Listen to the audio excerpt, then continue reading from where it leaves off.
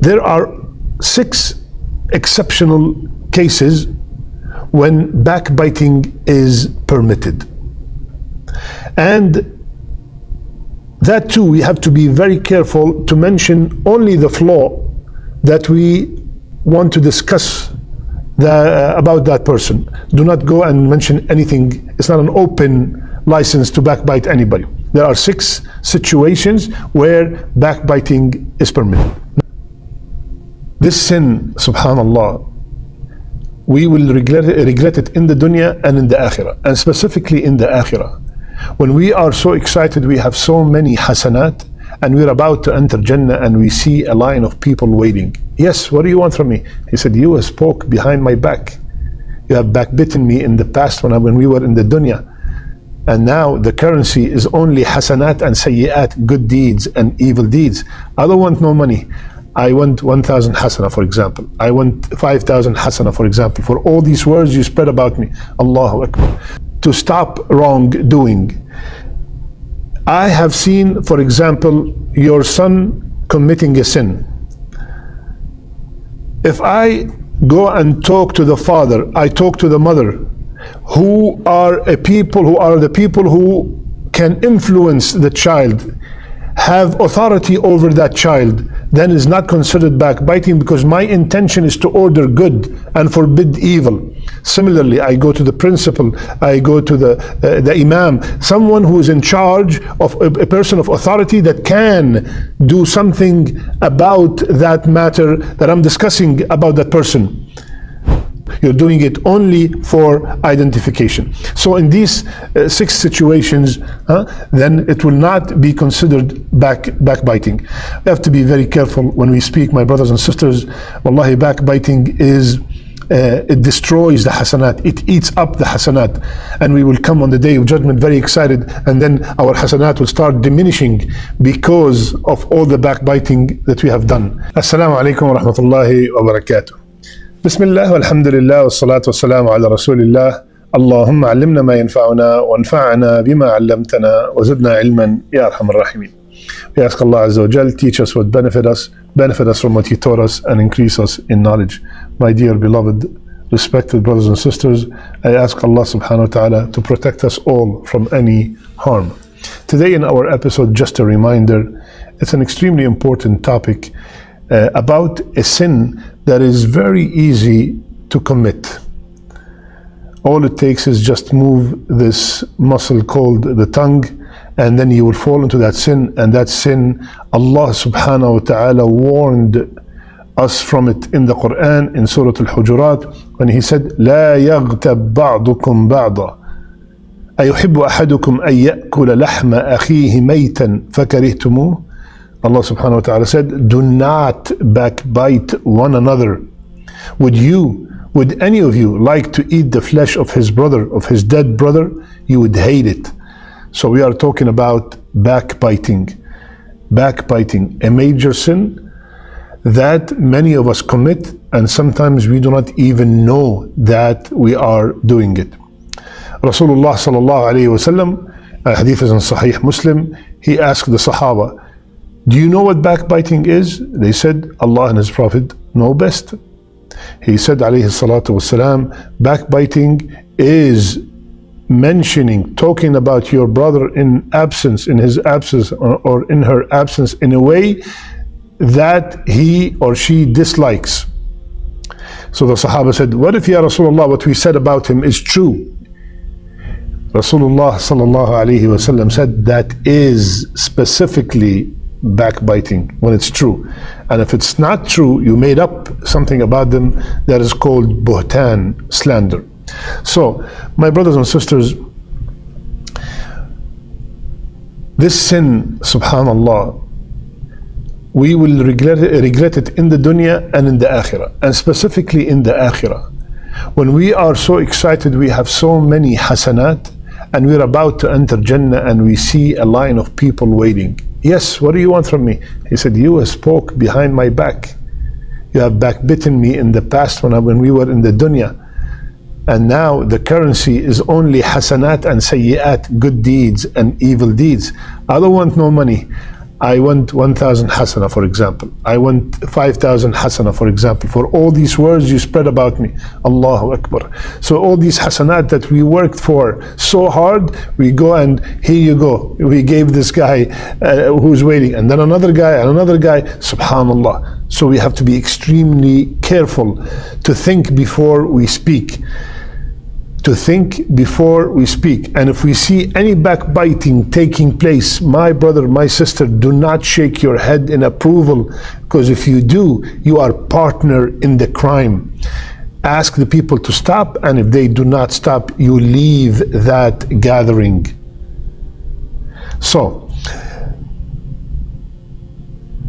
there are 6 exceptional cases when backbiting is permitted.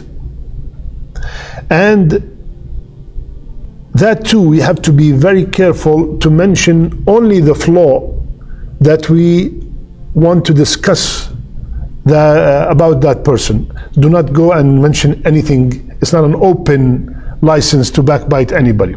There are 6 situations where backbiting is permitted. Number 1, oppression. If I have been oppressed and I want to get my rights back, so if I go to the judge, if I go to the ruler and express what that person have done to me, talking about that person, what they have committed, how they have wronged me, it will not be considered backbiting. So when I am discussing with the person of authority about someone else who have wronged me, that is not considered backbiting. Second, to stop wrongdoing. I have seen, for example, your son committing a sin. If I go and talk to the father, I talk to the mother, who are the people who can influence the child, have authority over that child, then is not considered backbiting, because my intention is to order good and forbid evil. Similarly, I go to the principal, I go to the imam, someone who is in charge of a person of authority that can do something about that matter that I'm discussing about that person. Okay, and make sure you purify your intention and you're doing it strictly to fix the problem with your brother or with your sister.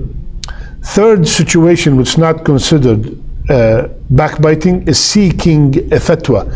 You are sitting with the imam, you are sitting with the mufti, and you are telling them what the other person have done to you to get a fatwa from them.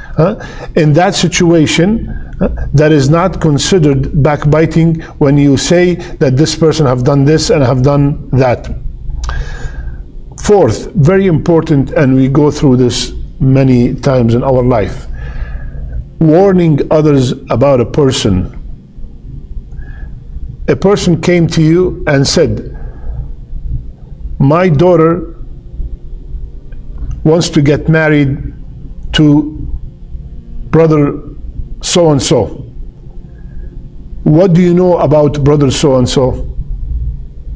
It is not backbiting to mention the faults of that brother. If you know that this brother does not pray, that brother drinks alcohol, that brother is very stingy, that brother commits many sins openly, he does not care, you have to mention these things to the person who's asking you, and it will not be considered backbiting.